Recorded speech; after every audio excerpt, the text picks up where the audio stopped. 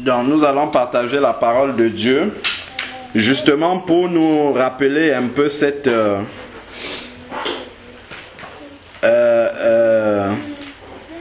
vertu de la parole de Dieu qui a été rappelée tout à l'heure, à savoir que l'évangile est très simple et que nous devons revenir justement à la simplicité de l'évangile. Donc nous allons commencer par lire un passage dans 2 Corinthiens 5 et nous allons méditer pour voir comment ce verset-là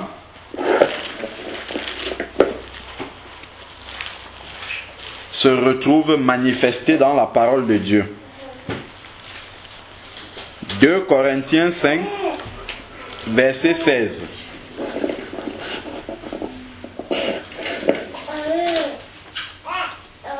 Je vais même commencer au verset 15 pour que nous comprenions l'idée qu'il y a derrière. Je vais même commencer même au verset 14 parce qu'il y a aussi une idée, une pensée que le Seigneur veut communiquer là. Dans 2 Corinthiens 5, verset 14 à 16. Car l'amour de Christ nous presse.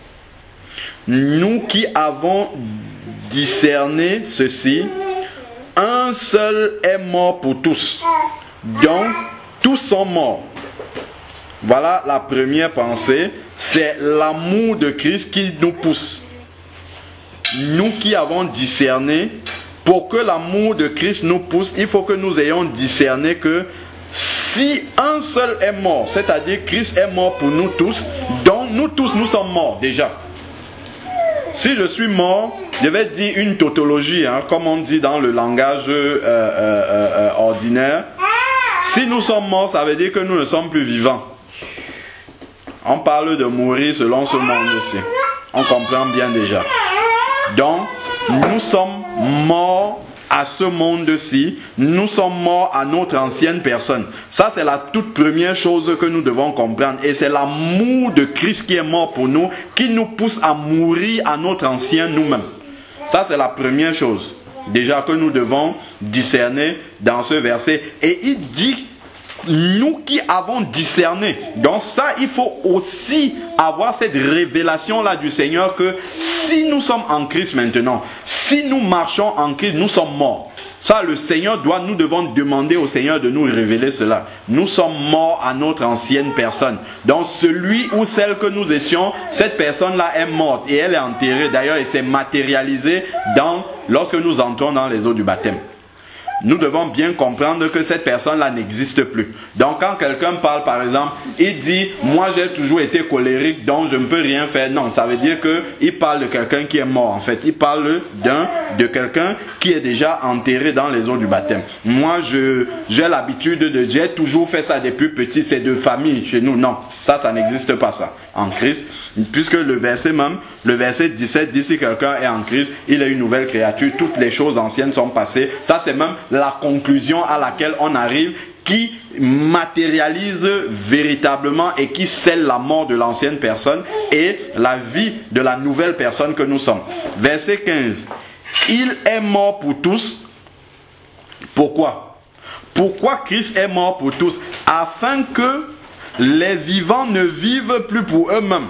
Amen. Voilà comment Paul commence à entrer dans la profondeur même de la révélation justement de la mort de Christ. Pourquoi est-ce qu'il est mort? Afin que les vivants ne vivent plus pour eux-mêmes, mais pour celui qui est mort et ressuscité pour eux. Donc nous ne devons plus vivre pour nous-mêmes. Nous ne devons plus vivre centrés autour de nos propres intérêts. Voilà pourquoi le Seigneur a dit également que celui qui veut me suivre, qu'il renonce à lui-même. Donc il doit s'oublier lui-même, qu'il se charge de sa croix chaque jour. Se charger de sa croix, ce n'est pas une croix qui va lui être imposée, c'est qu'il accepte volontairement de renoncer à lui-même, à la personne qu'il est, à son caractère pour suivre Christ. Et s'il dit qu'il veut suivre Christ, ça veut dire qu'il cherche à ressembler à Christ, à manifester le caractère de Christ. Ça, c'est son plus son plus grand objectif, c'est de manifester le caractère de Christ. Et tant que nous sommes encore nous-mêmes, tant que nous sommes encore notre ancienne personne, tant que notre ancienne personne vit encore au travers de nous, c'est ça qui va cacher le caractère de Christ qui normalement nous avons reçu lors de la nouvelle naissance, mais qui a du mal à se manifester parce que notre chair, qui est la copie de notre ancienne nature, est encore présente en nous et peut s'exprimer. Mais nous avons la capacité de la maintenir dans l'impuissance. Mais si nous décidons volontairement de ne pas la maintenir dans l'impuissance, elle va s'exprimer. Et à chaque fois que nous laissons la chair s'exprimer, ça occulte le caractère de Christ qui est normalement en nous, puisque Christ vit en nous.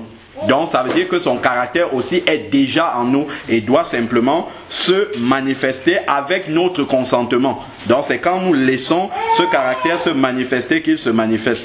Alors, verset 16, qui nous intéresse surtout. Ainsi. Quand il dit ainsi, ça veut dire que c'est une conséquence de ce qu'il a dit avant. Donc, si nous sommes véritablement, si nous avons discerné, si nous avons eu la révélation du Seigneur que si Christ est mort, il est mort pour nous tous, et que nous maintenant les vivants, nous ne devons plus vivre pour nous-mêmes. Si nous avons compris cela, voilà ce que ça va impliquer dans notre vie. Donc le préalable, c'est d'abord que nous comprenions le verset 14 et le verset 15 et que ça soit une réalité dans notre vie. Alors maintenant, nous pouvons entrer dans la réalité du verset 16. Ainsi, dès maintenant, nous ne connaissons plus personne selon la chair. Nous ne connaissons plus personne selon la chair. Même si nous avons connu Christ selon la chair, maintenant, nous ne le connaissons plus de cette manière-là. Amen. Amen. Ici, Paul parle un peu, il se met dans la peau d'un disciple qui a vécu avec Christ pendant les 3 ans et demi où Christ a accompli son ministère terrestre. Il dit, même si nous l'avons connu selon la chair, c'est-à-dire que nous l'avons côtoyé, nous avons marché avec lui, nous avons vu ses habitudes, Christ manifesté dans la chair humaine. Si nous l'avons connu de cette façon-là, aujourd'hui, avec la révélation du verset 14 et 15, qu'il est mort pour tous, ça veut dire que nous aussi, nous sommes morts. Nous qui restons vivants, nous sommes morts à notre ancien moi, et maintenant nous vivons pour lui qui est mort pour nous tous. Si nous avons cette révélation-là, maintenant, nous n'allons plus connaître personne selon la chair. Ça veut dire quoi? Ça veut dire que quand je m'approche de quelqu'un, je ne m'approche plus comme avant. Que quelqu'un ferme son micro. Elvie, s'il te plaît, ferme le micro. Voilà. Donc, je ne vais plus me présenter. Lorsque j'entre en relation avec quelqu'un, je ne vais plus venir avec la même pensée, avec la même attitude que j'avais lorsque je n'avais pas cette révélation-là que Christ est mort. Donc moi aussi je suis mort. Avant, quand nous étions dans le monde, nous abordions les gens par intérêt, parce qu'ils peuvent nous apporter quelque chose, ou parce que nous attendons quelque chose d'eux, parce que ainsi de suite. Donc en fait, souvent, même, ou alors même simplement, même nos familles, nous avons des relations charnelles avec nos familles qui sont uniquement dirigées par la chair et ne peuvent produire que des œuvres de la chair. Donc maintenant, même dans nos rapports avec les familles, ce n'est plus la chair qui va nous diriger, parce qu'il dit dans Jean 3 que ce qui est chair, ce qui est esprit est esprit. Donc même quand je vais m'approcher de ma mère, lorsque je vais m'approcher de mon frère, lorsque je parle du frère de sang, lorsque je vais m'approcher de ma soeur de sang, de mon oncle, de ma tante, je vais m'approcher comme si c'est Christ qui s'approchait de cette personne-là. Donc je vais m'approcher avec la disposition qui était en Christ. Et là, je vais pouvoir accomplir, je vais pouvoir laisser s'exprimer maintenant à cette personne-là le caractère de Christ qui est en moi. Donc cette personne-là va pouvoir ressentir au travers de moi que Christ s'est approché de lui ou d'elle. Si c'est mon oncle ou ma tante, ou en tout cas une relation de famille. Donc je ne vais plus venir, ça c'est mon oncle, donc c'est vrai que dans la chair nous avons des obligations, des prérogatives par rapport à nos familles, mais nous n'allons plus faire avec les motivations qui sont poussées par la chair. Je prends par exemple, je vais donner un exemple terre à terre. j'ai mes frères, ils ne sont pas convertis. Il y a peut-être un problème de famille, les parents ont besoin d'argent, ou bien bon, comme ça arrive souvent. Dans la manière dont moi, qui est l'Esprit de Dieu, je vais prendre la chose, la manière dont je vais intervenir, il faut que ça soit totalement différent de comment mes frères, eux, ils vont prendre la chose. Il faut que les parents eux-mêmes puissent rendre témoignage que celui-là, il a fait différemment. Celui-là, il a manifesté, il a montré autre chose que les autres n'ont pas.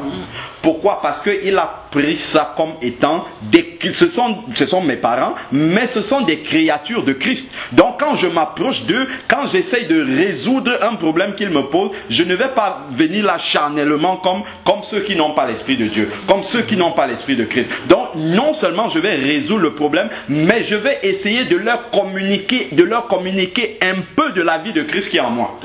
Qu'ils puissent témoigner au travers de cela que lui, quand il fait quelque chose, on sent, même s'ils ne savent pas nommer cette chose-là, ils vont dire, lui, quand il agit, il y a une différence par rapport à ses frères. Amen. Quand ses frères agissent, ce n'est pas pareil. Il faut qu'on sache quelle est la différence. Parce que tu as eu la révélation que si Christ est mort, toi aussi tu es mort. Et si tu vis maintenant, c'est pour Christ que tu vis.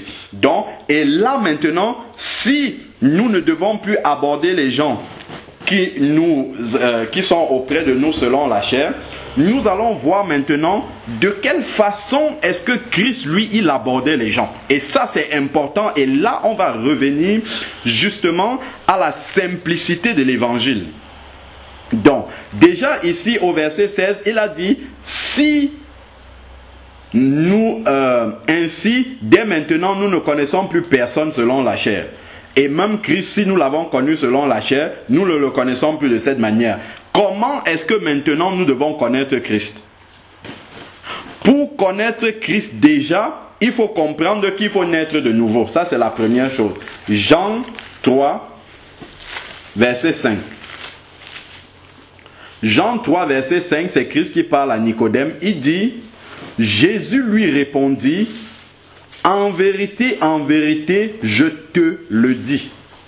Si un homme ne naît d'eau et d'esprit, il faut absolument que le Saint-Esprit vienne habiter dans son cœur. Il ne peut entrer dans le royaume de Dieu. Donc, la première chose pour connaître Christ, non selon la chair, mais maintenant selon cette nouvelle façon-là de le connaître, il faut le connaître selon l'esprit. C'est ça qu'il veut dire dans 2 Corinthiens 5 au verset 16. Il faut connaître les gens selon l'esprit. Et ils ont continué en disant, si nous avons connu Christ selon la chair maintenant, nous ne le connaissons plus de cette manière.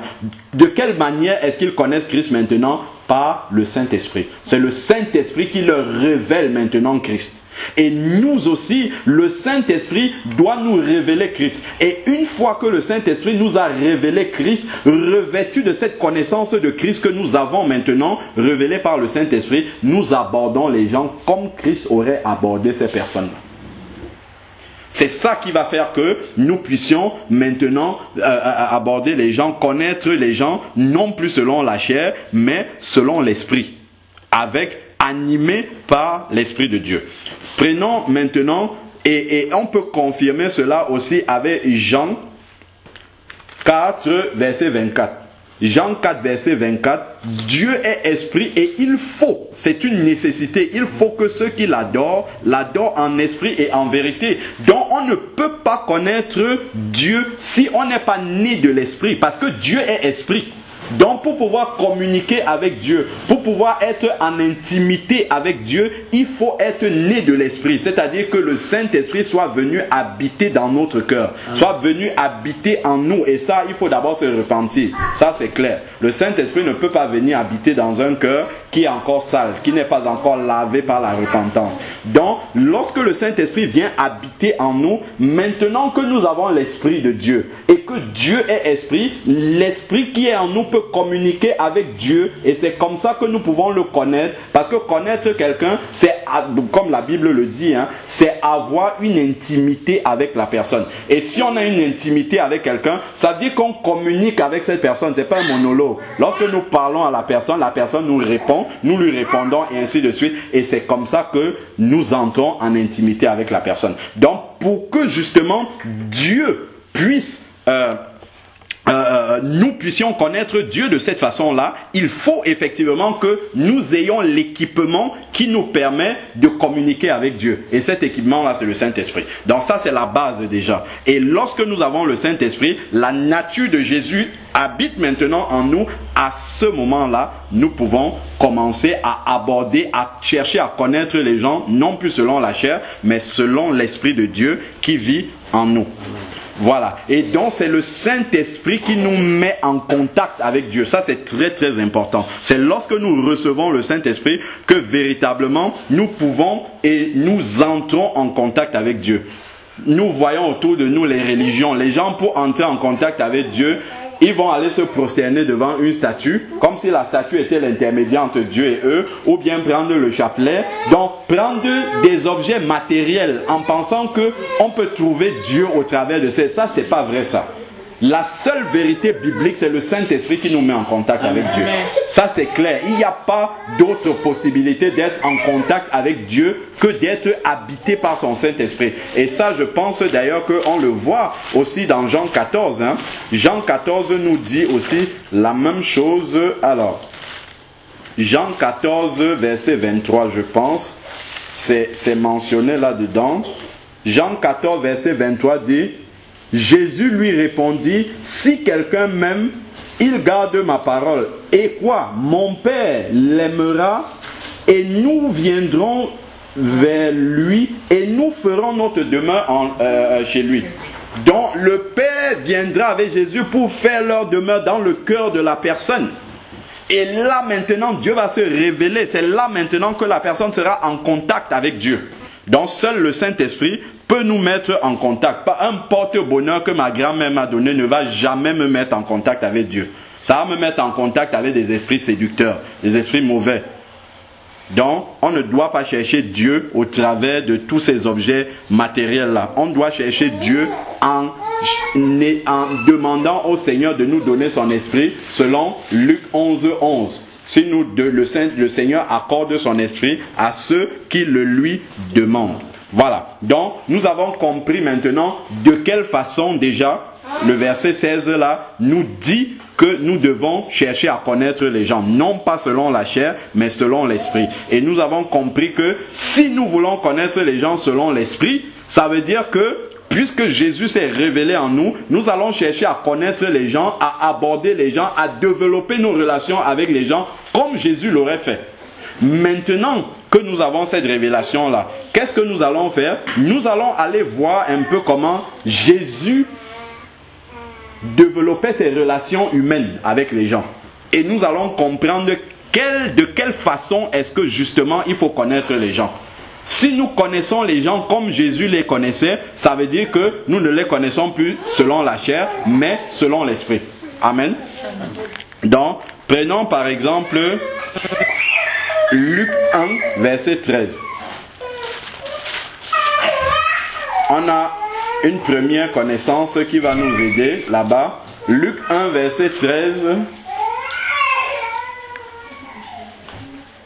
Mais l'ange dit: sois sans crainte, Zacharie, car ta prière a été exaucée. Ta femme Élisabeth t'enfantera un fils et tu l'appelleras du nom de Jean. Donc ici, il s'agit de l'ange qui annonce la naissance de Jean-Baptiste à son père, Zacharie, qui était dans le service au temple. Prenons maintenant versets 35 à 47. Toujours dans le même chapitre, verset 35.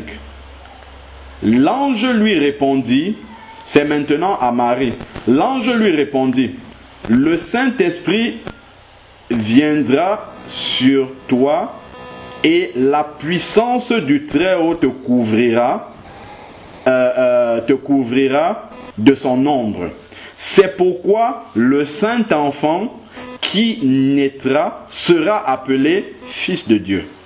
Voici qu'Élisabeth, dans l'ange lui révèle aussi, voici qu'Élisabeth quoi? Ta ta parente. Amen. Ça, c'est le mot que je voulais. Ta parente. Donc, en fait, Marie et Élisabeth ont une relation selon la chair. Une relation charnelle entre les deux. Qu'est-ce que ça veut dire? Ça veut dire que les deux enfants sont parentés. Jésus et Jean-Baptiste sont parentés dans la chair.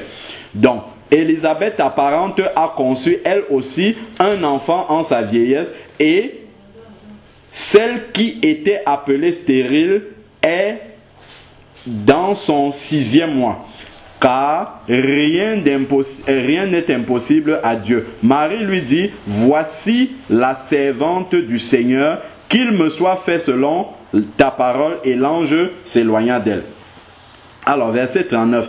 En ces jours-là, Marie se leva et s'empressa d'aller vers les montagnes dans la ville de Juda. Elle entra dans la maison de Zacharie et salua Élisabeth. Qu'est-ce qui se passe? Dès que Élisabeth entendit la salutation de Marie, son enfant tressaillit dans son sein.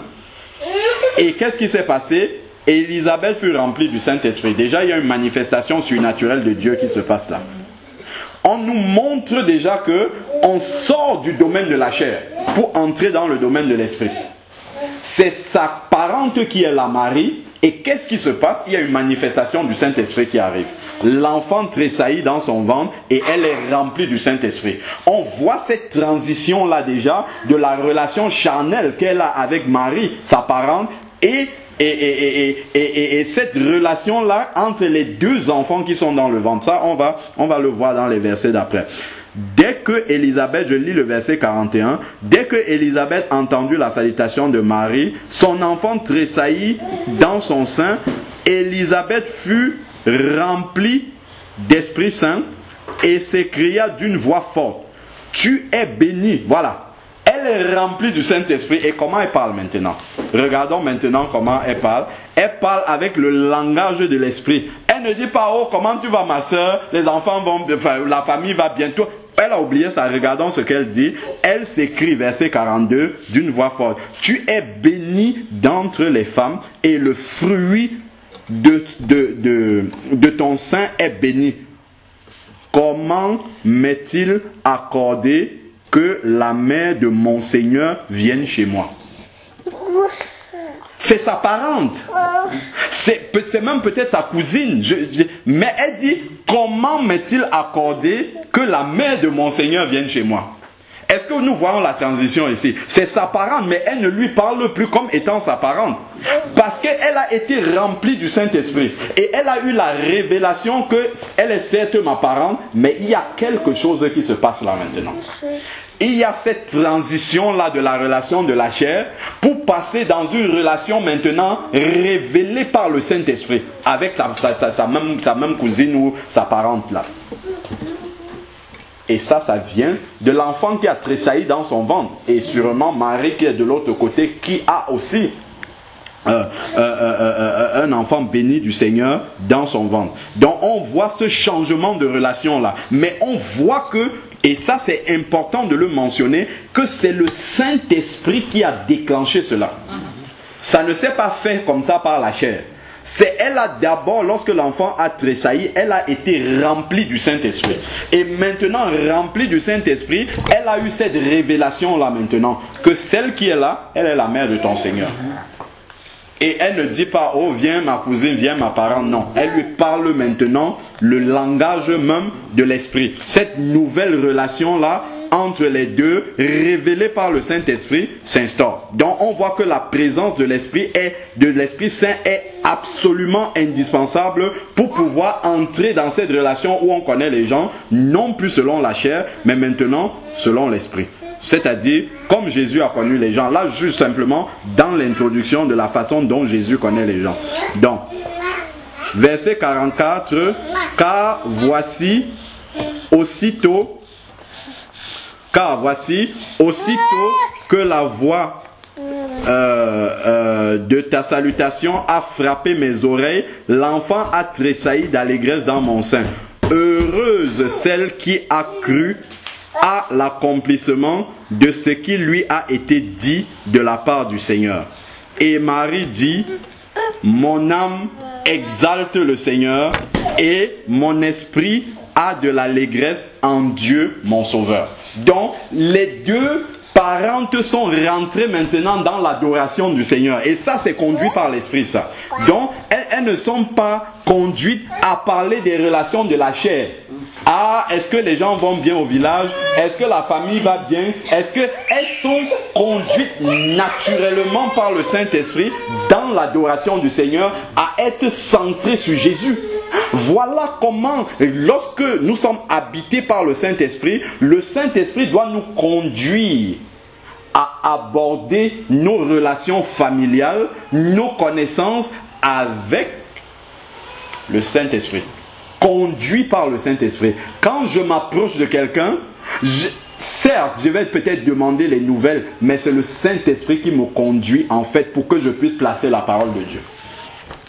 Si la personne n'est pas sauvée, il faut que dans ma conversation, que je puisse placer la parole de Dieu. Les femmes sont ici, les deux parents sont ici, centrés sur le Seigneur, en train de l'adorer. Et ça, c'est le Saint-Esprit qui a provoqué tout cela.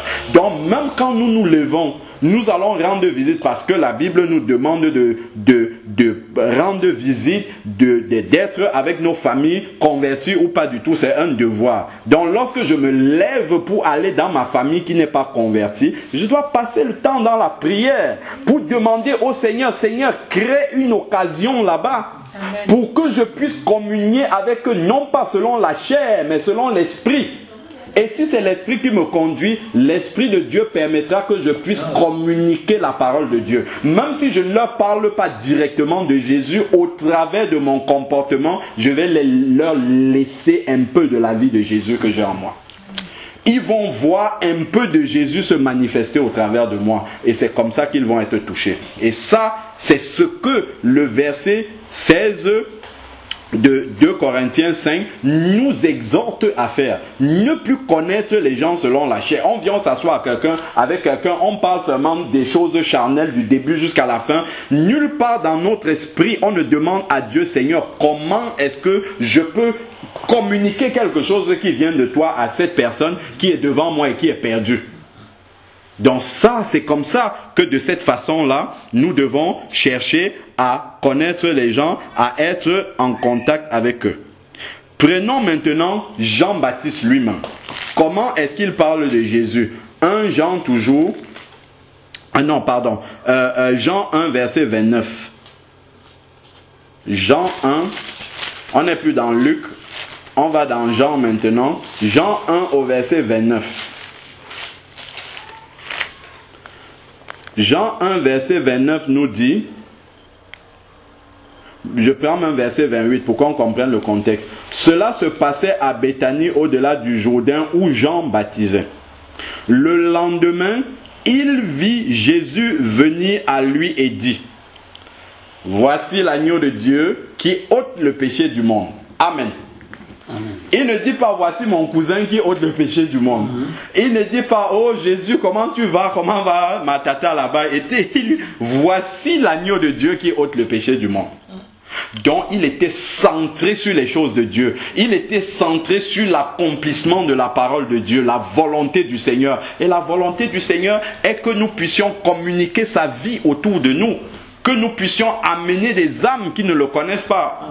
Et toute occasion est bonne pour conduire les âmes qui ne sont pas sauvées au Seigneur. Voilà même pourquoi le Seigneur nous laisse encore dans ce monde-ci. Pour que nous puissions apporter sa lumière, que nous puissions apporter ce que nous recevons, la vie que nous recevons de lui. Il dit, celui qui croit en moi, des fleuves d'eau vive couleront de son sein. C'est-à-dire, non seulement ces fleuves-là vont nous inonder, mais ça va déborder sur notre entourage. Et nous devons être une bénédiction aux autres. Si nous ne sommes pas encore une bénédiction aux autres, c'est qu'il y a un problème. Nous devons absolument être en bénédiction aux autres parce que le Seigneur nous a déjà bénis de toutes les bénédictions spirituelles en Christ. Donc quelqu'un ne peut pas dire moi je n'en ai pas suffisamment pour donner aux autres. Non, nous avons tout ce qu'il nous faut dès que nous sommes nés de nouveau pour pouvoir le communiquer aux autres. Mais il faut toujours avoir présent à l'esprit cette révélation-là de ne plus chercher à connaître les gens selon la chair, mais selon l'Esprit, conduit par le Saint-Esprit.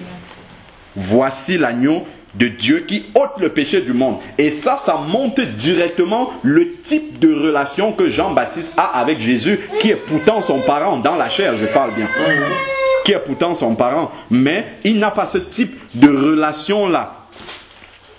Ce n'est pas ce type de relation qui a le dessus. C'est vrai que peut-être non mentionné dans la Bible, peut-être il parle de la famille avec Jésus, on ne sait pas, la Bible ne nous dit pas. Mais ce que la Bible révèle, c'est ce qui est le plus important. Et la Bible nous révèle qu'il dit, voici l'agneau de Dieu qui ôte le péché du monde. Donc il reste dans les choses spirituelles conduites par le Saint-Esprit. Donc nous pouvons voir encore dans Matthieu 11,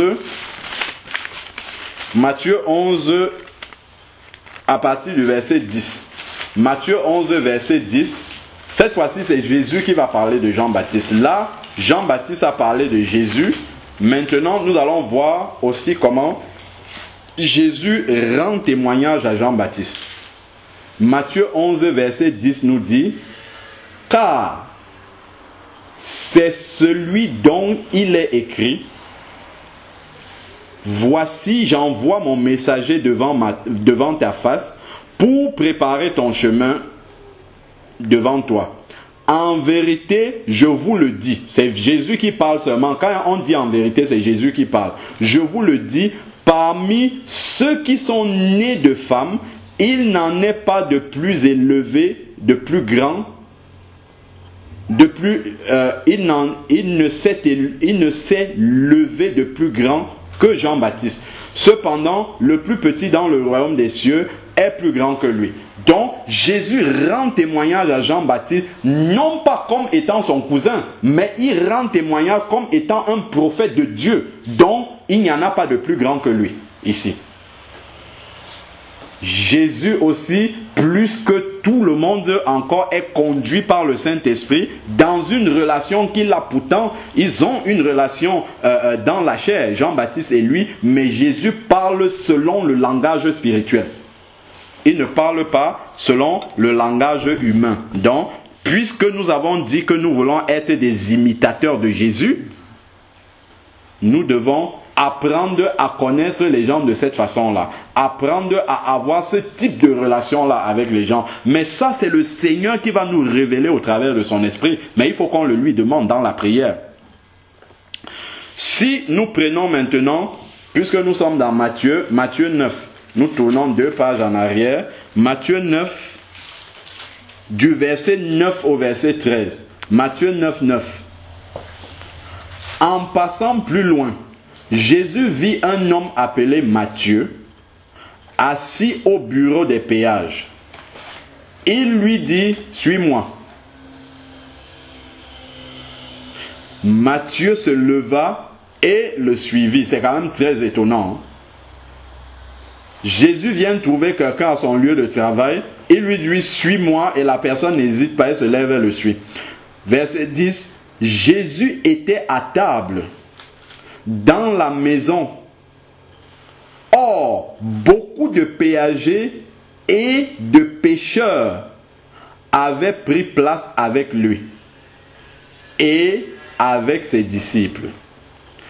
À cette vue, les pharisiens dirent à ses disciples, « Pourquoi votre maître mange-t-il avec les péagers et des pécheurs ?» Jésus qui avait entendu dit, « Ce ne sont pas les bien portants qui ont besoin de médecins, mais les malades. Allez apprendre ce que signifie « Je veux la miséricorde et non le sacrifice, car je ne suis pas venu appeler les justes, mais les pécheurs. » Amen. Je pense que cette façon de voir les choses-là, ça a beaucoup changé au milieu des enfants de Dieu. On a l'impression maintenant que Dieu recherche des personnes justes. Mais la parole nous dit bien, il recherche les personnes pécheresses. C'est vrai que nous devons nous sanctifier, grandir tous les jours, mais avant tout, Dieu recherche des personnes imparfaites d'abord pour parfaire ces personnes-là. Donc si nous venons avec la sagesse des hommes, si nous venons par la chair, aucun homme qui vient, chrétien, je dis aucun chrétien qui vient par la chair ne va s'approcher des péagers, des pécheurs. Les péagers, c'était des gens, ils étaient là, ils laissaient passer les gens, mais ils s'en mettaient plein les poches, comme on dit, ils racketaient les gens. Donc c'était des voleurs, il faut qu'on utilise le vrai terme, c'était des voleurs, ils racketaient des gens. Mais ce sont auprès de ces personnes-là que Jésus est parti.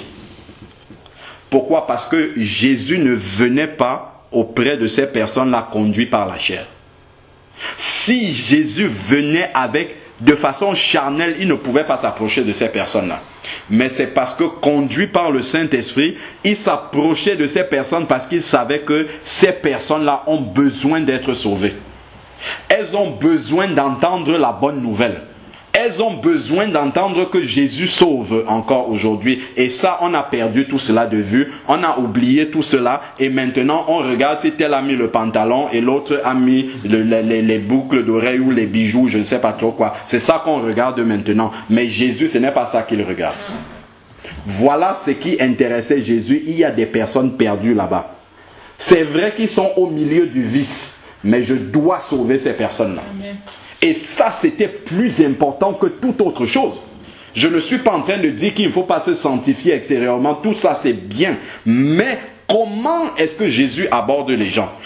Dans quel esprit Jésus s'approche des personnes? Et vers quelle personne Jésus se tourne? Jésus ne se tourne pas vers des personnes qui sont parfaites, qui n'ont plus rien à apprendre, qui sont les plus spirituelles du monde. Il s'approche des petites personnes qui n'ont même pas encore entendu parler de la parole. Ou bien qui sont en train de mal comprendre la parole, qui l'appliquent mal. C'est vers ces personnes-là que Jésus se tourne. Et je pense que nous devons vraiment revenir à la simplicité. Parce que ça, c'est vraiment le b.a.-ba de l'évangile. Je relis encore le verset 10. Jésus était à table dans la maison et beaucoup de péagers et de pécheurs avaient pris place avec lui et avec ses disciples. À cette vue, les pharisiens, vous avez vu qui parle là? Les pharisiens, Matthieu 9, verset 11. À cette vue, les pharisiens disent à ses disciples, pourquoi votre maître mange-t-il avec les péagers et les pécheurs? Pourquoi il s'approche des gens qui sont aussi imparfaits, souillés par le péché? Mais qui parlait comme ça? C'était des pharisiens. Je vais juste nous rappeler quelque chose et je pense que ça va commencer à nous ouvrir progressivement les yeux. Lorsque vous lisez la Bible de Genèse jusqu'au prophète Malachie, l'Ancien Testament, on ne parle jamais des pharisiens, ça n'existe pas. Il y a la loi de Moïse qui a été donnée, les Juifs la suivent, tant bien que mal, des fois ils chutent, ils se tournent vers des idoles, après ils reviennent au Seigneur, mais on ne nous parle pas des pharisiens. Mais lorsque Jésus apparaît, dès le livre de Matthieu, on commence à nous parler d'un groupuscule de personnes qui s'appellent les pharisiens. Et on voit quel est l'esprit qu'ils ont.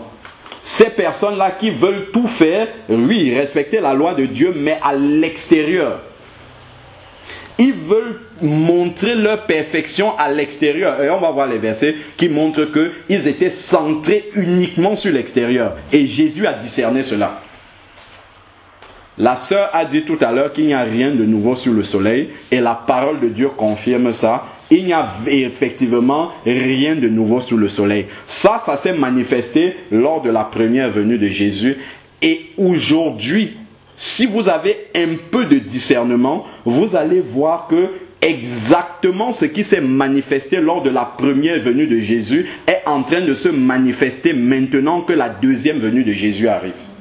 Les pharisiens en tant que une congrégation n'existent plus clairement, mais l'esprit des pharisiens s'est remanifesté au milieu des enfants de Dieu. Et c'est un esprit séducteur. C'est un esprit séducteur qui est au milieu des enfants de Dieu en ce moment-ci. Et qui détourne les enfants de Dieu de l'essentiel. L'esprit des pharisiens est au milieu des enfants de Dieu. Ceux qui ont le discernement peuvent le voir. La manière dont les enfants de Dieu parlent aujourd'hui, la manière dont les enfants de Dieu abordent leurs sœurs, surtout les sœurs maintenant, c'est avec l'esprit de pharisien. C'est séduit par cet esprit. Nous savons que le chrétien ne peut pas être habité par un démon, mais c'est séduit par l'esprit des pharisiens. Et ça, on a dit qu'à la fin des temps, ces gens qui parlent de ça là-bas, il y aura des esprits séducteurs. Et l'esprit des pharisiens qui est en ce moment au milieu des enfants de Dieu, c'est un de ces esprits séducteurs-là. Avant, effectivement, on disait que Dieu regarde seulement au cœur. C'était mauvais de dire ça. Maintenant, Dieu ne regarde apparemment plus qu'à l'extérieur. Et ça, c'est l'esprit des pharisiens. Parce que quand on va rester uniquement dessus, on va oublier l'essentiel. On va automatiquement s'attacher à ça. Vous mettez une vidéo sur Internet pour présenter un culte de maison où il y a beaucoup de choses qui se passent, l'Esprit de Dieu en train de se mouvoir. Dans les commentaires des enfants de Dieu, ah, il y avait une soeur en pantalon, ah, il y avait l'autre qui avait mis la boucle d'oreille, ah, il y avait celle qui avait les bijoux, ah, il y avait... Regardez, et on passe à côté de l'essentiel. Voilà l'esprit séducteur qui éloigne les enfants de Dieu du véritable, ce que Jésus recherche. Celui qui est en train de juger comme ça, dans son cœur, il a des choses mauvaises déjà. Et la trompette va sonner, il sera en train de regarder le pantalon de la sœur et il va rester. La sœur qui a ce pantalon-là va monter devant lui. Il faut qu'on fasse très attention à ça. Parce que la parole de Dieu est équilibrée. Il y a la sanctification à l'intérieur, il y a la sanctification à l'extérieur. On a déjà parlé de ça, on ne va pas revenir là-dessus. Mais j'attire seulement notre attention sur la manière dans notre cœur dont nous jugeons les enfants de Dieu. Donc toi, ma sœur, qui a déjà atteint un certain, on va dire, une certaine compréhension de la volonté de Dieu par rapport à ton apparence. Comment est-ce que tu regardes ta sœur qui, elle, ne s'habille pas encore bien, si toi tu juges que tu t'habilles bien? Tu vas regarder avec mépris, avec hauteur, comme si toi tu étais déjà arrivé. Et ça, c'est le péché même déjà. C'est déjà le péché dans le cœur. Qu'est-ce que nous devons faire? Tu vois ta sœur qui n'a pas encore bien compris les choses. Tu vas déjà avoir beaucoup d'amour pour ta sœur. Tu demandes au Seigneur, je parle même aux frères aussi, tu dois demander au Seigneur de te remplir encore plus d'amour pour cette sœur qui n'a pas encore compris véritablement les choses. Ou qui est encore en train de faire son chemin. Et tu vas t'approcher d'un cœur sincère de la sœur. Tu vas lui parler de tout et de n'importe, enfin pas de tout et de n'importe quoi, mais tu vas lui parler de tout. Sans forcément, dans un premier temps, mettre le doigt là-dessus. Et je vous assure que si tu viens avec un cœur sincère, avec un cœur rempli de l'amour de Jésus, cette sœur-là, c'est toi qui vas devenir son modèle. Même si tu ne lui dis rien, même si tu ne lui parles pas, elle va dire, j'aimerais être comme celle-là. J'aimerais être, parce que la vie de Jésus est manifestée. Jésus était parfait. Il était parfait, mais où est-ce qu'il va se mettre? Il va se mettre avec des pharisiens. Et il ne commence pas par leur dire, vous êtes avec des péagers et des pécheurs. Il ne commence pas à dire, vous êtes pécheurs. Toi, tu as mis, je ne sais pas trop quoi, tu as mis le pantalon, l'autre a mis ça, l'autre a mis la grève, l'autre a mis la mèche. Enlevez-moi tout ça. C'est pas comme ça que Jésus leur parle. Jésus est au milieu d'eux. Il sait qu'il y a des péchés qui sont manifestés là. Rien n'est caché au Seigneur. Mais comment est-ce que Jésus fait? Il est là au milieu et il communique sa vie. Et sa vie transforme les gens autour. Et ça, c'est la vérité de la parole. On n'a pas besoin de matraquer. La vie de Jésus manifestée, son esprit manifesté, sa parole manifestée transforme. Et ça, c'est la vérité de la parole de Dieu. Ton jugement amène ta sœur à la mort et non à la vie. Amène ta sœur à la rébellion. Et ça, c'est dans ton cœur. Et tu dois changer cela parce que c'est un esprit séducteur. L'esprit des pharisiens est au milieu des enfants de Dieu. Et nous devons faire attention parce que la plupart de frères qui prêchent la parole sont infectés par cet esprit-là. La Bible est équilibrée. On n'est pas en train de dire qu'on doit retourner à l'évangile qui ne parle pas que de la sanctification intérieure. Je ne parle pas de ça. Je parle de l'excès des yeux qui sont uniquement tournés sur la sanctification extérieure. Ce n'est même pas la sanctification même. C'est sur les apparences extérieures. C'est comme ça qu'il faut dire ça. On est uniquement dessus. On ne voit plus les choses comme Dieu les voit. On ne voit plus avec les yeux du Seigneur. Mais on voit ça, ah, tel a mis ça. Mais maintenant, on écoute même les enfants de Dieu parler un langage qu'on ne voit pas au milieu des disciples. Ah, toi tu penses comme ça, tu irais en enfer. L'autre irait à la grande tribulation. Mais qui sommes-nous pour envoyer les gens en enfer? Qui sommes-nous? Qui sommes-nous? Nous-mêmes, nous sommes déjà sauvés. Nous sommes déjà sûrs d'aller au ciel nous-mêmes pour envoyer les gens en enfer. Ah, tu n'as qu'à te repentir, sinon tu iras en enfer. Comment ça? Jésus a dit laissez. L'heure du jugement n'est pas encore arrivée.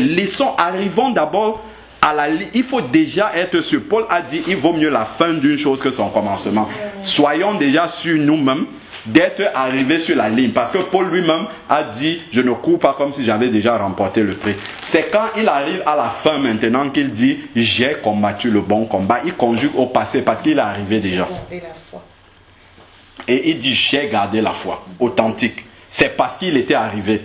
Mais nous sommes en chemin, on court, parce qu'on voit quelqu'un qui ne pense pas comme nous. Ah oui, toi tu vas aller dans la grande tribulation. Deux, on avance, l'autre ne fait pas comme on veut qu'il fasse parce qu'il pense différemment. Ah oui, l'autre là, non, lui il ira en enfer.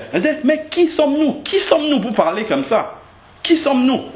Ah, moi j'attire simplement l'attention et je dénonce cet esprit séducteur de pharisien qui est au milieu des enfants de Dieu. Et il faut qu'on fasse très attention à ne pas se laisser infecter par cela. Nous prêchons la parole de Dieu comme Jésus a prêché. Jésus a prêché dans l'équilibre. Jésus a pris ces pécheurs-là, mais lorsque l'heure de la vérité arrive, il va leur parler de la vérité, mais leur ayant manifesté l'amour en premier. Maintenant qu'ils sont dans l'amour avec Jésus, de toute manière, quand on va voir les passages, quand l'amour de Jésus est manifesté, on voit la transformation, les gens commencent à changer sans même qu'on leur dise. Et pour ça, on va voir Zachée par exemple. Lorsque Jésus est entré chez Zachée, on voit la transformation immédiate. Est-ce que Jésus a demandé à Zachée tout ce que Zachée a pris? Oui, voilà. Luc 19. Du verset 1 au verset 9. Et c'est là qu'on doit voir vraiment la simplicité de l'évangile. Revenir à croire à la puissance transformatrice de l'évangile. Et ça c'est important pour ne pas se laisser séduire par tout ce qu'on voit là bouger dans tous les sens. Mais tout ça, ce ne sont que les signes de la fin des temps. Donc je prends Luc 19 à partir du verset 1 jusqu'au verset 9. Jésus entra dans la ville, dans Jéricho, et traversa la ville. Alors un homme du nom de Zachée, qui était un chef des péagers. On a déjà dit que les péagers c'était des voleurs. C'est ça j'appelle vraiment terre à terre. Le mot il ne faut pas tourner. C'était des personnes qui raquettaient, qui conservaient de l'argent, qui mettaient de l'argent dans leur poche. Alors Zachée, qui était chef des péagers et qui était riche, cherchait, voilà ce que Zachée a fait, cherchait à voir qui était Jésus. Il cherchait à connaître Jésus. Mais il ne le pouvait pas à cause de la foule, car il était de petite taille. Il courut en avant et monta sur un sycomore pour le voir parce qu'il devait passer par là. Lorsque Jésus fut arrivé à cet endroit, il leva les yeux. Voilà encore Jésus qui est toujours dans le même esprit qu'on a vu. Il ne cherche pas à connaître les gens selon la chair. Il ne cherche pas à savoir, ah, Zachée il est péager, il vole aux gens, tout ça. Jésus leva les yeux, mais c'est conduit par le Saint-Esprit. Leva les yeux et lui dit, Zachée, à toi de descendre. Ça d'abord, ça tranche avec la chair. C'est pas comme ça que normalement, si quelqu'un est habité par la chair et regardant par les yeux de la chair, il ne va pas aller appeler un péager qui est accroché sur un sycomore là-bas. À toi de descendre, car il faut que je demeure aujourd'hui dans ta maison. Donc ça c'est la rupture, le renversement par rapport à l'esprit pharisien qui était là. Jésus est venu montrer le contraire, la différence. Il est venu mettre en avant justement l'amour dans la vérité du Seigneur. Et ça on l'a perdu. On a perdu ces objectifs-là. Alors, verset 6, voilà. Zachée se hâta de descendre et j'imagine qu'il devait être bien surpris et le reçut avec joie. À cette vue, tous murmuraient. Vous voyez, il y a toujours cette opposition-là. Ceux qui regardent avec les yeux de la chair et Jésus qui est dans l'esprit. Quand on parle de tous qui murmuraient, c'est ceux qui sont dans la chair. Si on cherche à connaître les gens selon la chair, on va murmurer comme eux. Dès que je vais voir que cette personne-là, elle n'est pas comme moi, elle ne s'habille pas comme moi, tout ça, bon, tout de suite je vais commencer à murmurer, ah oui, de ça c'est pas bon là. Donc, il murmurait et disait, il est allé loger chez un homme pécheur. Oh, dans l'église chez Alain Patrick, les gens mettent le pantalon, les sœurs mettent le pantalon, je ne mettrai pas mes pieds là-bas. Comme les gens sont sauvés, c'est comme ça. Bon, donc, et verset 8 maintenant, mais Zachée debout. Regardons maintenant. Jésus n'a rien dit à Zachée. Si on voit bien, Jésus ne lui a pas parlé de quelque chose qu'il va faire là maintenant. Mais Zachée debout devant le Seigneur lui dit, voici Seigneur, je donne aux pauvres la moitié de mes biens, et si j'ai fait tort de quelque chose à quelqu'un, je lui rends le quadruple. Est-ce que Jésus lui a demandé de faire ça? Jésus ne lui a pas demandé de faire ça. Mais c'est qu'il a vu l'amour de Jésus manifesté. Et cet amour-là a conduit à la vérité. Ça a témoigné que dans son cœur, c'est l'amour de Jésus qui a témoigné que dans son cœur, il y avait le péché. Et par cet acte-là, il dit, je veux me repentir de ce péché-là. C'est par amour. C'est l'amour de Jésus qui a fait en sorte que Zachée agisse comme ça. Ce n'est pas le jugement de Jésus qui a fait que Zachée agisse comme ça. Et l'évangile n'a pas changé. L'évangile est toujours la bonne nouvelle. Ça va toujours marcher comme ça. Amen. C'est pour ça que je disais tout à l'heure, ma soeur, approche-toi de celle qui n'est pas encore comme le Seigneur veut que nous marchions. Approche-toi, embrasse ta soeur, encourage-la, appelle-la, exhorte-la. Et tu vas voir le changement après. Par l'amour que tu auras manifesté. Mais l'amour dans la vérité, toujours. Verset 9. Jésus lui dit alors... Regardez ce que Jésus dit. Le salut est venu pour cette maison parce que celui-ci est aussi fils d'Abraham. Jésus parle du salut. Zachée ici est sauvé maintenant. Pourquoi? Est-ce qu'on lui a même prêché le péché? Pas du tout. L'amour de Jésus, la personne de Jésus s'est manifestée et Zachée a été touché dans son cœur et il s'est repenti parce que la façon dont il dit qu'il va rembourser et donner ses biens aux pauvres, c'est un signe d'une vraie repentance dans le cœur. Parce que la vraie repentance produit des œuvres dignes de la repentance. Et c'est ça qu'on voit Zachée faire ici. Et ça, c'est un enseignement, c'est un grand enseignement pour nous. De voir que des fois, on veut matraquer, prendre le marteau pour taper la tête des gens pour qu'ils croient dans l'évangile, que nous sommes en train de dire. Des fois, c'est très simple. Des fois, c'est seulement l'amour de Jésus, mais véritablement l'amour, pas l'amour charnel, pas l'amour humain, mais l'amour de Jésus manifesté qui va pousser la personne en face de nous à la repentance. Et la personne va dire, maintenant, j'ai compris. Je prends Matthieu 23, parce que je n'ai pas encore fini avec cet esprit-là. Je parle de l'esprit séducteur, pharisien, Matthieu 23, 23. De 23. Matthieu 23, verset 23. Malheur à vous, scribes et pharisiens hypocrites. Malheur à vous, scribes et pharisiens hypocrites. Malheur à nous que cet esprit-là ne nous séduise pas et que cette parole-ci s'adresse à nous. Parce que vous payez la dîme de la menthe, de l'âneth et du cumin et que vous laissez ce qu'il y a de plus important que ce qu'il y a de plus important dans la loi. Le droit, la miséricorde et la fidélité.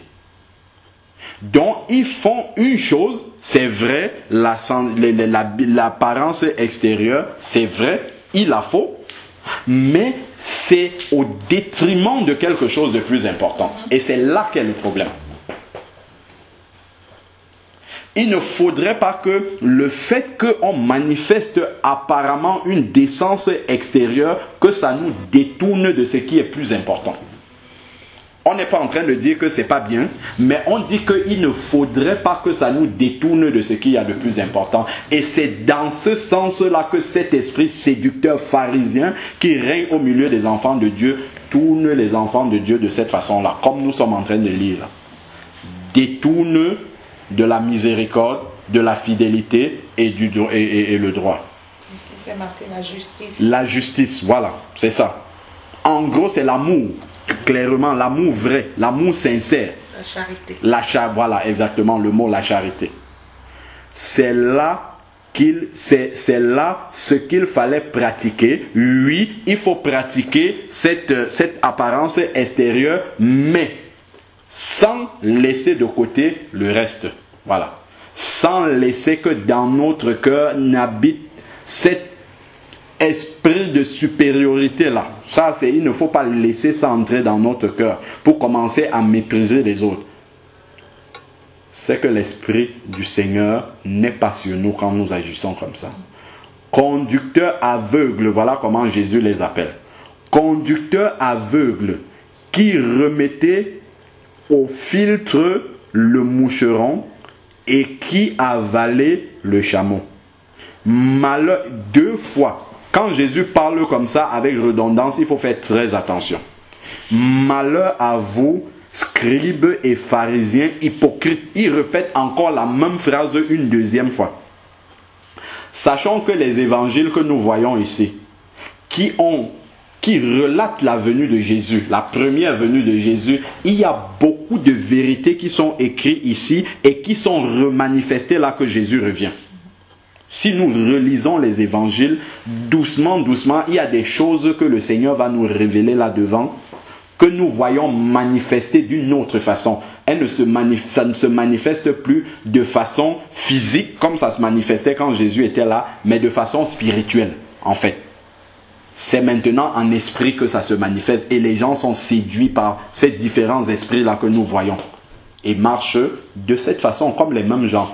Verset 25, malheur à vous, scribes et pharisiens hypocrites, parce que vous purifiez, voilà, maintenant là il met le doigt dessus, vous purifiez le dehors de la coupe et du plat, alors qu'en dedans, ils sont pleins de rapines et d'intempérance. Pharisien aveugle, il dit encore une deuxième fois, plus haut il a dit conducteur aveugle, maintenant il dit pharisien aveugle. Qu'est-ce que nous devons comprendre? Si nous sommes séduits par cet esprit-là nous aveugle sur l'essentiel. Cet esprit-là nous voile l'essentiel, parce qu'il pense que quand on se présente comme ça, on a déjà gagné le paradis. Faux, parce que nous sommes aveugles sur le plus important. Nous devons avoir les deux, il le dit ici encore. Purifie premièrement l'extérieur. L'intérieur. Ah, amen. Donc il y a un ordre là-dedans. Purifie premièrement l'intérieur de la coupe. Matthieu 23, verset 26. Purifie premièrement l'intérieur de la coupe et du plat, afin que... Est-ce qu'on a vu? Qu'est-ce qui rend l'extérieur agréable au Seigneur? C'est l'intérieur, en fait.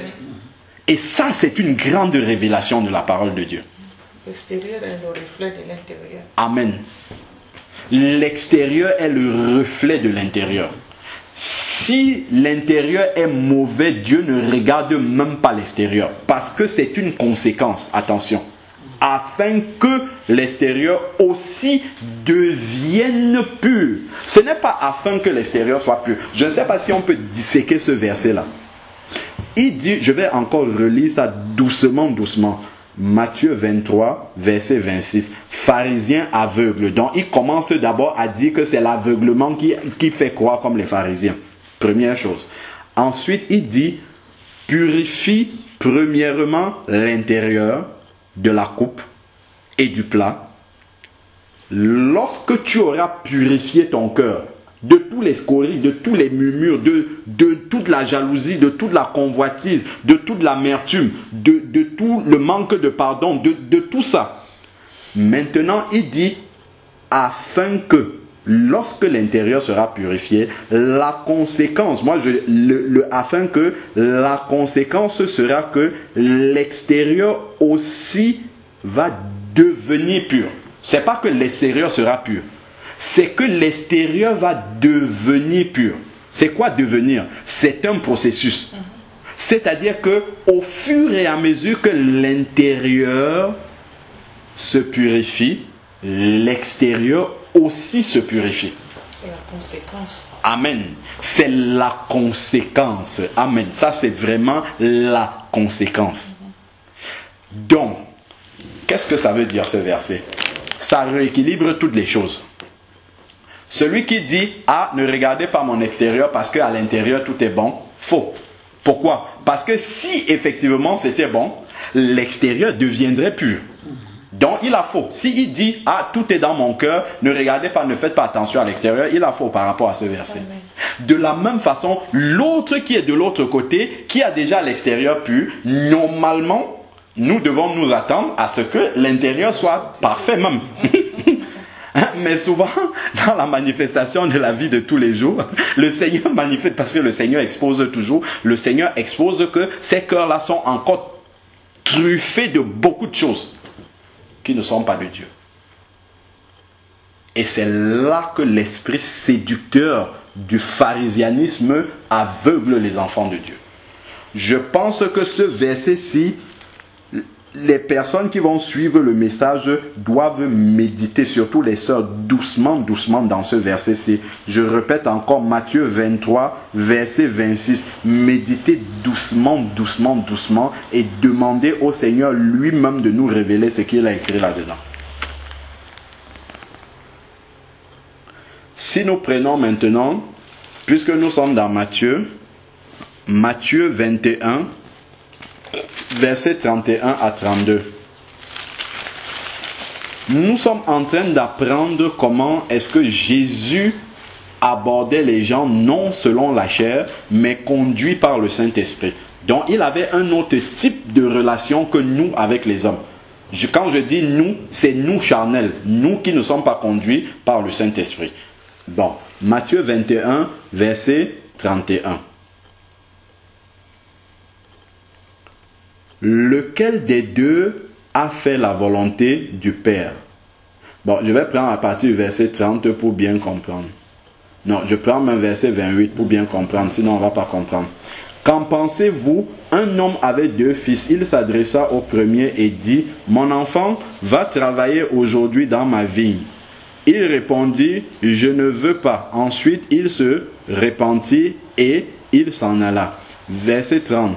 Il s'adressa alors au second et donna le même ordre. Celui-ci répondit, « Je veux bien, Seigneur, mais il n'y alla pas. » Lequel des deux a fait la volonté du Père?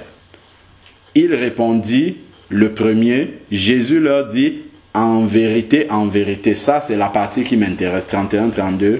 En vérité, je vous le dis, les péagers et les prostituées vous devanceront dans le royaume de Dieu. » Les péagers et les prostituées vous devanceront dans le royaume de Dieu, car Jean est venu à vous dans la voie de la justice, et vous n'avez pas cru en lui, mais les péagers et les prostituées ont cru en lui, et vous qui avez vu cela, vous ne vous êtes pas ensuite repenti pour croire en lui. C'est-à-dire que nous devons faire attention.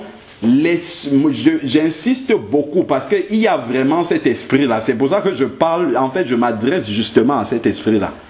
Il faut faire attention lorsque nous sommes séduits par cet esprit-là. Les gens que vous êtes en train de voir là, qui sont mal habillés et ainsi de suite, il y en a parmi eux qui vont comprendre la parole de Dieu, qui vont vraiment avancer dans la sanctification. Et lorsque leur sanctification sera manifestée, Dieu va venir les chercher. Et nous qui serons en train de juger, notre cœur va se remplir de rapines et de toutes ces choses-là. Et c'est comme ça que ça va nous retenir au moment de l'enlèvement de l'église. C'est pour ça qu'il faut faire très attention. Que celui qui est debout fasse attention à ne pas tomber. Celui qui pense être arrivé, qu'il regarde l'autre comme supérieur à lui. C'est ça même, l'humilité. Regarder les autres comme plus grands que nous. Et nous avons toujours, tout au long de la parole de Dieu, encore, que quand on prend Luc 7, on va finir par là. Prenons Luc 7, verset 36. On voit que Jésus est dans une toute autre disposition d'esprit. Et il faut vraiment que nous puissions être ces imitateurs de Jésus. Il faut qu'on revienne vraiment au b.a.-ba de l'évangile. Et c'est Jésus qui peut véritablement nous ramener à cette simplicité de l'évangile-là. Au cœur même de l'évangile. Parce que l'évangile, c'est bonne nouvelle. L'évangile, ce n'est pas un message de condamnation où on condamne tout le monde maintenant. C'est un message, c'est une bonne nouvelle. C'est le message du salut. Après maintenant, effectivement, on grandit, on comprend ce que ça signifie véritablement. Mais à la base, c'est un message pour sauver les gens. Luc 7, verset 36. Un des pharisiens pria Jésus. Je reviens toujours sur les pharisiens parce que c'est un esprit aujourd'hui. Un des pharisiens pria Jésus de manger avec lui. Jésus entra dans la maison du pharisien. Vous voyez, Jésus, il ne commence pas à dire, oh, lui, les pharisiens. Jésus est entré chez lui et se mit à table. Il se met à table avec un pharisien. Et voici qu'une femme pécheresse, on nous précise bien, une femme pécheresse qui était dans la ville, sut qu'il était à table dans la maison d'un pharisien. Elle apporta un vase d'albâtre plein de parfums et se tint derrière ses pieds. Elle pleurait et se mit à mouiller de ses larmes les pieds de Jésus. Puis elle les essuyait avec ses cheveux. Une femme pécheresse qui essuie ses larmes sur les pieds du Seigneur, le Créateur de l'univers, le Saint.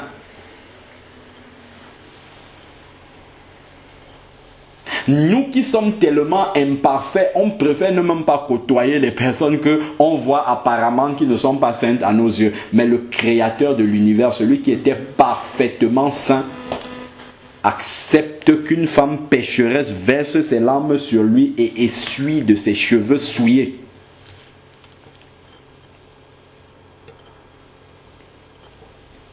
Verset 38, je recommence. Elle se tint derrière ses pieds, elle pleurait et se mit à mouiller de ses larmes les pieds de Jésus. Puis elle essuyait avec ses cheveux et embrassait et répandit, puis les embrassait, elle embrassait les pieds de Jésus et répandait sur eux un parfum, du parfum. Répandait sur les pieds de Jésus du parfum. À cette vue, regardons ce qui se passe. Ça, c'est la Bible, depuis que nous sommes en train de lire les versets, montre toujours les deux esprits opposés. Il y a l'esprit de Jésus, qui est l'Esprit Saint qui doit animer les enfants de Dieu. Lorsque les enfants de Dieu voient une situation qui paraît anormale, quelqu'un qui se présente, qui ne paraît pas être conforme à nos standards, à nous, celui qui a l'Esprit va manifester la nature de Jésus. Il va manifester à cette personne-là comment Jésus aurait agi. Et de l'autre côté, vous avez l'esprit séducteur qui séduit en ce moment les enfants de Dieu. L'esprit pharisien, vous allez voir comment il va agir. Et les deux esprits sont là. La Bible nous décrit ça ici. Et nous sommes toujours dans les évangiles. Les évangiles qui nous parlent de la première venue de Jésus. Et nous sommes en train de préparer la seconde venue de Jésus. Donc dans les évangiles, en méditant, en comprenant, je ne fais que reprendre ça depuis. Il y a des choses que le Seigneur nous révèle là. Et ça doit nous amener à faire très très attention. Donc, nous étions au verset 39. À cette vue, le pharisien, déjà lui-même pharisien, a beaucoup de choses à se reprocher. Il ne bénit pas Dieu déjà que Jésus est venu manger chez lui. Ça déjà, il devait déjà passer le temps à faire des actions de grâce et même oublier ce qui se passe autour de lui. Mais ce n'est pas ça qui l'intéresse. À cette vue, le pharisien qui l'avait invité dit en lui-même. Vous avez vu comment ça se passe. Et non, on ne va peut-être pas parler, mais dans notre cœur, il y a quelque chose de mauvais qui va se passer là-dedans. Dans notre suffisance, dans notre hauteur, dans notre esprit de supériorité, dans notre esprit d'être déjà avancé, d'être déjà proche de Dieu. Qu'est-ce qui va se passer dans le cœur? C'est ça là maintenant que nous sommes en train d'exposer. Alors, il dit en lui-même, si cet homme était prophète, donc il commence à murmurer, il ne murmure même pas encore sur la fin, il murmure sur Jésus. Vous voyez ça? Il dit, si cet homme était prophète, il saurait qui est la femme qui le touche. Donc, il n'imagine pas qu'une femme pécheresse peut toucher le sein de Dieu qui est là. Une prostituée. Oui, voilà. Une femme pécheresse, il n'imagine pas que le Fils de Dieu qui est là, il peut accepter qu'une femme comme ça. S'il accepte, c'est parce qu'il ne sait pas. Erreur. Dieu sait toutes choses.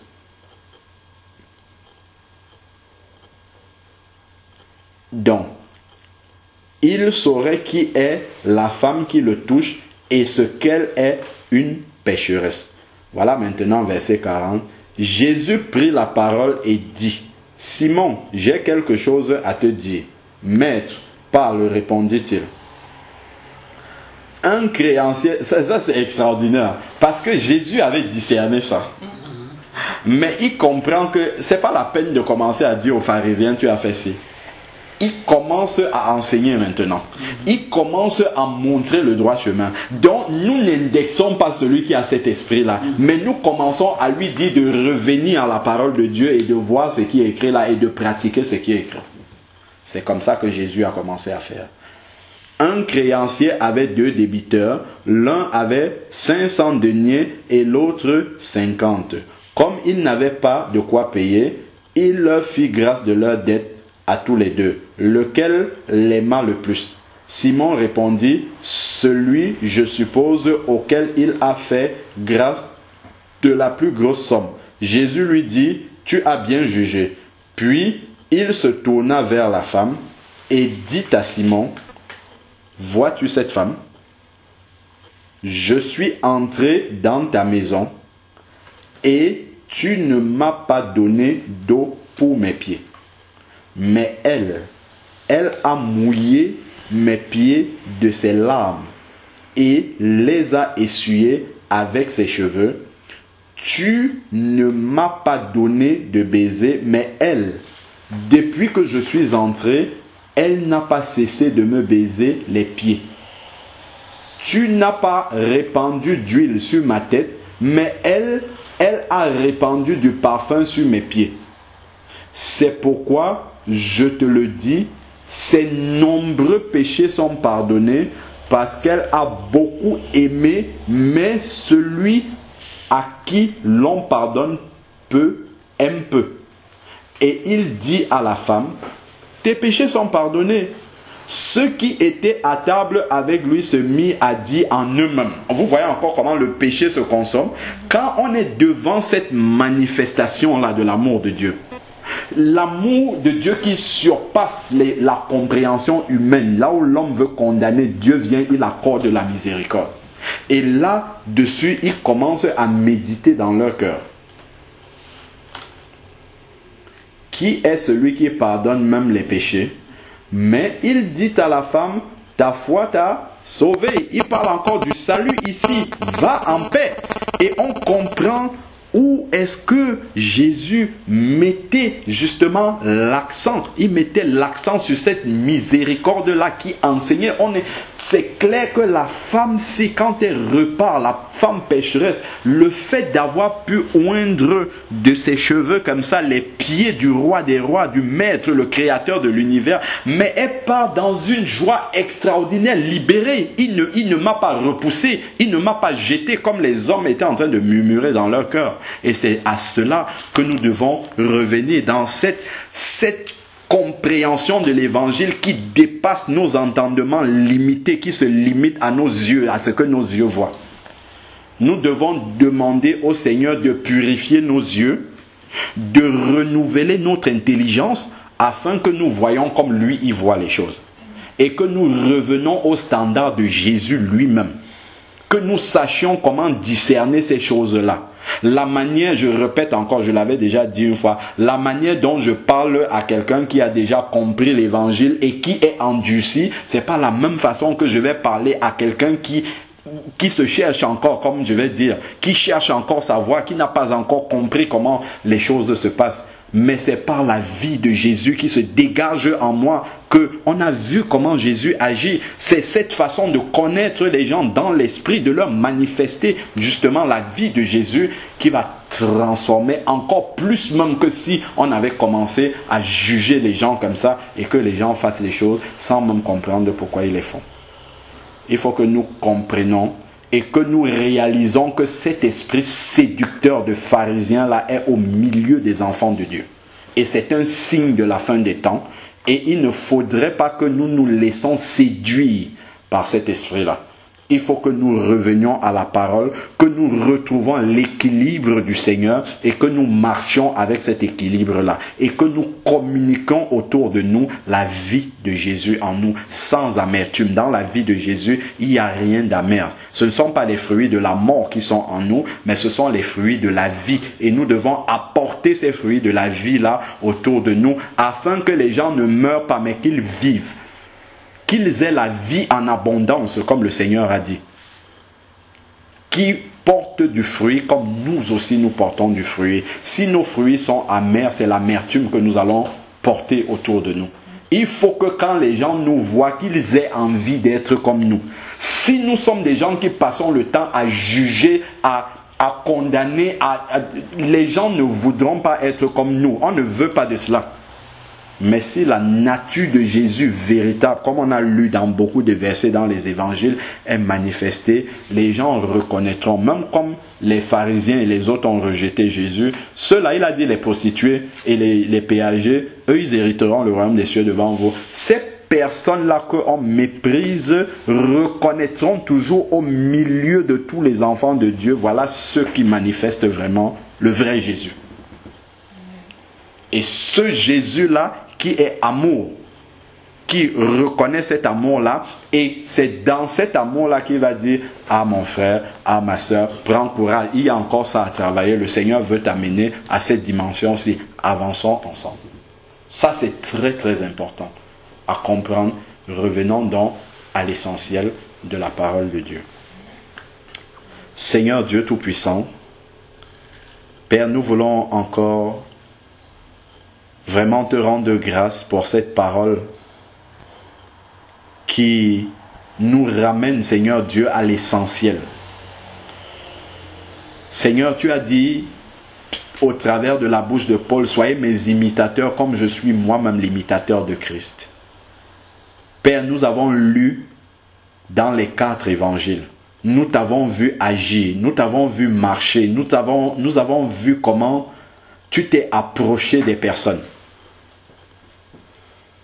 Tu as manifesté ton esprit. Par ton esprit, nous voyons dans quel état tu étais lorsque tu croisais le péché, la différence. Père, nous savons que c'est à cela que tu nous appelles. Nous te prions que là où nous avons été séduits, ô Père éternel, lave cet esprit-là en nous et ramène-nous, Seigneur Dieu, dans l'esprit même qui vient de toi, Seigneur Père. Nous ne voulons pas avoir un esprit mélangé. Nous voulons avoir un esprit totalement saint. Un esprit qui n'est pas séduit, mais un esprit qui voit comme toi tu vois, Seigneur. Là où il faut parler, ouvre nos bouches pour que nous parlions, mais remplis de ton amour. Là où il faut se taire et manifester simplement ton amour, conduis-nous à manifester ton amour, Seigneur Père. Que ton nom soit béni. Père, je ne te prie pas seulement pour moi, je ne te prie pas seulement pour mes frères et sœurs qui sont ici et ceux qui écoutent, mais je te prie pour ton Église tout entière, Seigneur Père, qui est en train d'être séduite, Seigneur Père. Je te prie que tu nous ramènes tous, Seigneur Dieu, dans ta parole et que nous réapprenions à te connaître, toi le seul vrai Dieu qui t'est manifesté au milieu des êtres humains, Seigneur Père. Que nous puissions marcher véritablement, Seigneur Dieu, par ton esprit. Seigneur, ramène tes enfants. Ramène-nous, Seigneur Dieu Tout-Puissant, à la simplicité de ta parole, au nom puissant et glorieux de Jésus-Christ. Amen. Amen.